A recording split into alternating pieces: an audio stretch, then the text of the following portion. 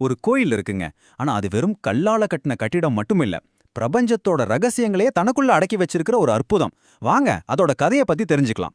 இப்போ இன்டர்நெட்ல ஒரு கேள்வி ரொம்ப வேகமா பரவிட்டு இருக்கு. சிதம்பரம் நடராஜர் கோயில் உண்மையிலேயே பூமியோட காந்த மையத்துல தான் இருக்கா?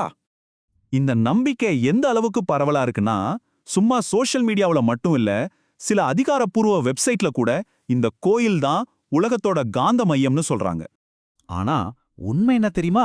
சயின்ஸ் என்ன சொல்லுதுன்னா, இந்த காந்த பூமத்திய ரேகை சிதம்பரத்துல இல்லவே இல்லையாம். இங்க இருந்து கிட்டத்தட்ட 400 கிலோமீட்டர் தள்ளி திருநெல்வேலி பக்கத்துல தான் போகுதாம்.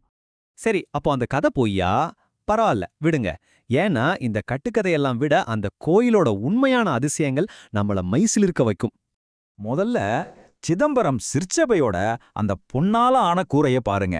அதுல மொத்தம் எத்தனை தங்க ஓடுகள் இருக்கு தெரியுமா? 21,600. சும்மா தங்க ஓடுகள் மட்டும் இல்ல, ஒவ்வொரு ஓட்டுலயும் சிவாயனமான மந்திரம் வேற எழுதியிருக்கு. ஹாடேங்கப்பா, அந்த ஓடுகளை பதிக்கிறதுக்கு பயன்படுத்தின தங்க ஆணிகளோட எண்ணிக்கையை கேட்டா இன்னும் ஆச்சரியப்படுவீங்க. 1 2 இல்ல, 72,000 தங்க ஆணிகள். நினைச்சு பார்க்க முடியுதா? இவ்ளோ பிரம்மாண்டமான ஒரு விஷயம் நேத்து செஞ்சதுன்னு நினைக்கிறீங்களா? இல்லவே இல்ல. இந்த பொற்கூரைக்கு வயசு 1000 வருஷத்துக்கும் மேல. கரெக்டா சொல்லணும்னா கிபி 950ல மாவீரன் பராந்தக சோழன் தான் இத கட்டியிருக்கார்.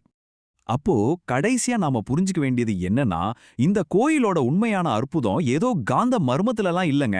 அது நம்ம கண்ணு முன்னாடியே கலையும் பக்தியும் ஒன்னு சேர்ந்து செதுக்குன ஒரு காலத்தால் அழியாது காவியமா நிக்குது. அதுதான் உண்மை.